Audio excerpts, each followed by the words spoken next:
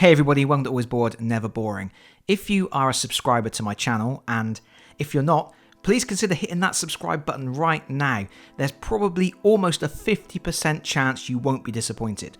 But if you are a subscriber already, you will probably already know that Games Workshop have recently announced a new Warhammer Quest game called Cursed City with a groovy gothic horror theme. After announcing the game, they put out a teaser on the Warhammer community page where they showed off the first of the heroes, a vampire hunter. I didn't do a video about that teaser because it didn't really have any new information. It was just showing off the miniature that they had already shown off in the live stream when they announced the game in the first place. However, this week, they have released a second teaser where they have shown some new miniatures and there's a little bit more information.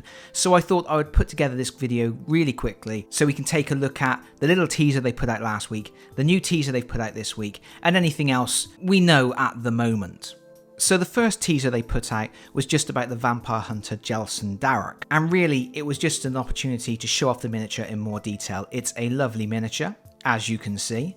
And although we don't have any gameplay information regarding this character at the moment, we don't know what kind of skills he's going to have, and in fact, we don't even know at the moment how similar Cursed City is going to be to the previous Warhammer Quest games.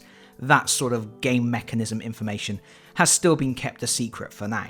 However, we do have a little bit of fluff about Jelson Darroch, which I will read here now. The Warhammer community page says, "The hopes of a city rest on the shoulders of an unlikely collection of rogues, outcasts and cutthroats." And if we pop across to the Cursed City official website, we can see that there are 6 silhouette outlines for heroes that they're going to be revealing to us, so we can assume that we're getting 6 heroes in total. And I like the idea of them being rogues, outcasts, the type of people that aren't your usual heroes. I don't think we're going to be seeing any mighty stormcasts charging around the city. I think we're going to be seeing more of those seedy underbelly type characters who have eked out a living slaying monsters in the wilderness.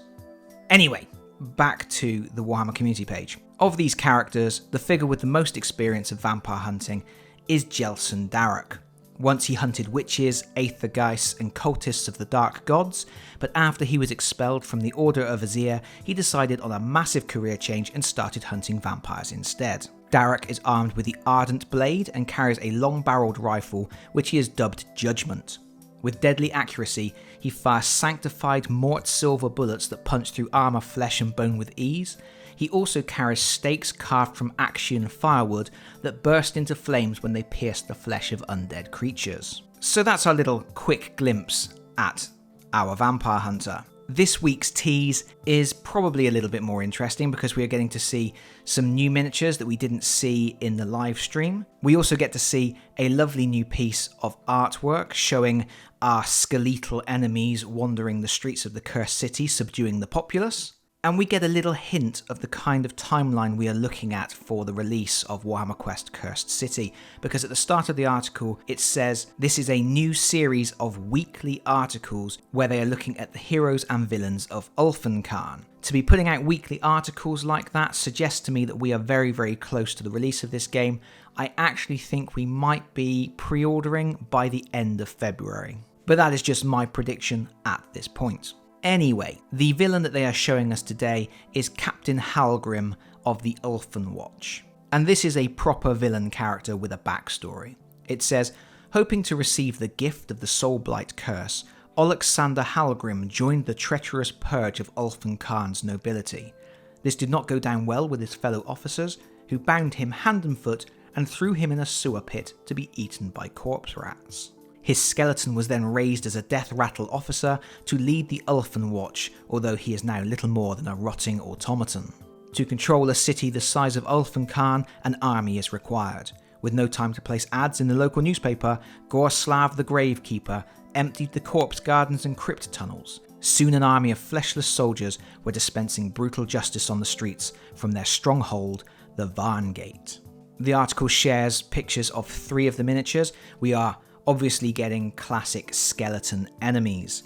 There is also just our first tiny hint of gameplay information. It says, while an individual skeleton warrior shouldn't cause your party much trouble, they will be inspired to fight even harder by their banner bearer, so make sure that you try to take him out first. And that's it. That's all the information we have for now. I think the miniatures are looking really nice. I think it was probably a given we were going to get an army of skeletons as our grunts, as our chaff troops for our heroes to plow through. As much as I like a good skeleton enemy, I did grow up watching things like Sinbad. I do hope that some of the other enemies we are going to see are a little bit more interesting, a little bit more varied, something new and exciting to face. But time will tell. At the moment, I love the look of what we're seeing. The artwork I do like as well. And of course, I'm a big fan of the theme. And I am a massive fan of the Warhammer Quest game series in general. So I have everything crossed that as we go forward and as we see more information, this holds up as a game that I am going to be very happy to own. I do hope they start sharing some more information regarding the game mechanisms soon. As much as I like looking at pretty pictures, I really want to see how this game is going to play, what is being ported across from the previous editions, what is new. But I guess that's it from me for now. Thank you so much for watching. If you've enjoyed the video, please consider pressing the like button. If you've really enjoyed the video, please consider subscribing if you don't already do so. And hopefully, I will see you all again very soon. Bye bye everyone. Bye bye.